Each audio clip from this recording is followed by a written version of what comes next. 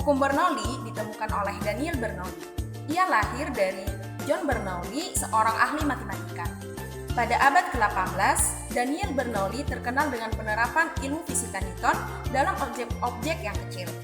Bernoulli menerapkan hukum-hukum Newton pada partikel-partikel yang kecil, terutama gas dan cairan. Setelah melakukan banyak percobaan, Bernoulli mendapatkan kesimpulan bahwa gas mengandung partikel-partikel yang ukurannya lebih kecil dibandingkan jarak yang memisahkan. Setelah 7 tahun menetap di Rusia, pada tahun 1738, Bernoulli menerbitkan sebuah buku yang bernama Hidrodinamika. Buku ini banyak membahas tentang gerak cairan.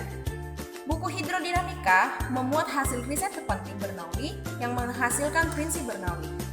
Dari riset-riset yang dilakukan oleh Bernoulli, banyak sekali penerapan ilmiah yang digunakan orang-orang sehingga riset-riset atau prinsip-prinsip Bernoulli disebut hukum Bernoulli untuk mengabadikan nama Daniel Bernoulli. Oh, jadi gitu sejarahnya. Iya, Put. Oh ya, kamu tau gak sih, Put? Sebenarnya hukum Bernoulli itu punya prinsip juga. Ah, punya prinsip? Apa tuh? Iya, mau tahu kan? Mau. Oke, kita lihat penjelasannya ya. Oke. Nah, prinsip Bernoulli adalah sebuah istilah di dalam mekanika fluida yang menyatakan bahwa pada suatu aliran fluida, peningkatan pada kecepatan fluida akan menimbulkan penurunan tekanan pada aliran tersebut. Jadi, sebenarnya prinsip ini itu merupakan penyederhanaan dari persamaan Bernoulli yang menyatakan bahwa jumlah energi pada suatu titik di dalam suatu aliran tertutup sama besarnya dengan jumlah energi di titik lain pada jalur aliran yang sama. Oh gitu, prinsip kerja hukum Bernoulli. Iya, selain prinsip, hukum Bernoulli juga punya sebuah rumus loh. Nah, betul sekali, hukum Bernoulli punya rumus. Mari kita simak penjelasan berikut ini.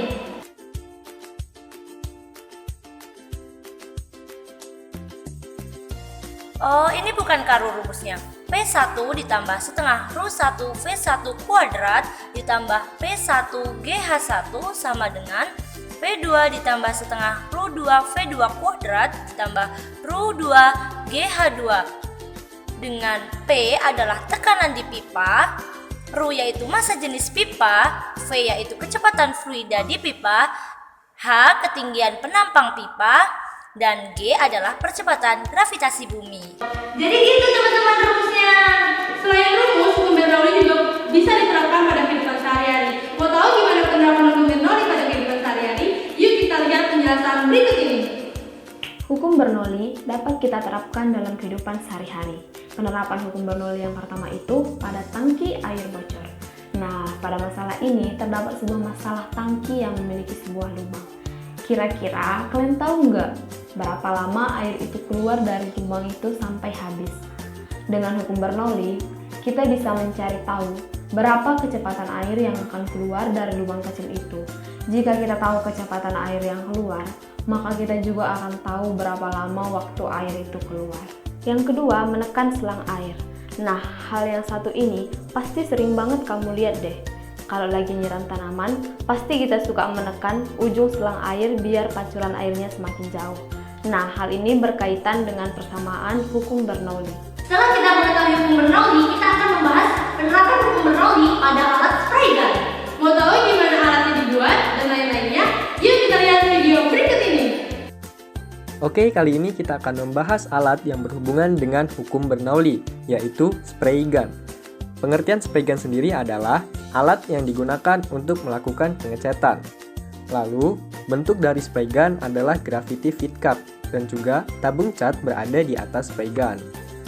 Di bagian belakang, spray gun mempunyai dua kutub yang berfungsi untuk mengatur aliran cairan semprotan.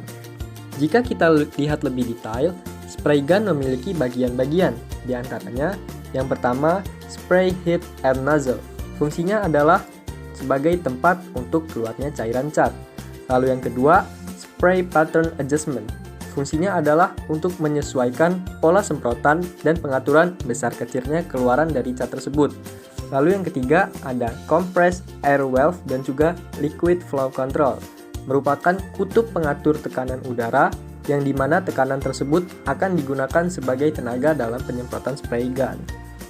Lalu, alat ini sangat berkaitan dengan hukum Bernoulli. Sesuai dengan bunyinya, tekanan akan menurun jika kecepatan aliran fluida meningkat. Begitu pula pada alat ini.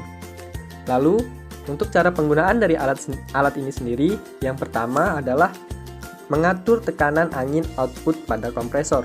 Lalu yang kedua, memasukkan cat ke dalam tangki, lalu ditutup. Yang ketiga, setel knob untuk mengatur jumlah cairan yang akan keluar dari nozzle. Yang keempat, setel tekanan angin yang masuk ke dalam spray gun. Dan yang terakhir, setel knob untuk mengatur luas semprotan cat. Alat ini pun memiliki kelebihan dan juga kekurangan. Untuk kelebihannya sendiri, yang pertama adalah hemat listrik, karena daya spray gun hanya 400 watt. Lalu yang kedua, spray gun dapat kita atur modenya. Dan yang terakhir, hasil dari cat yang digunakan pada spray gun lebih bagus dan lebih maksimal. Lalu, untuk kekurangannya sendiri, yang pertama, suara yang dihasilkan dari spray gun cukup berisik. Yang kedua, ketergantungan terhadap listrik. Dan yang terakhir, kurang bertenaga.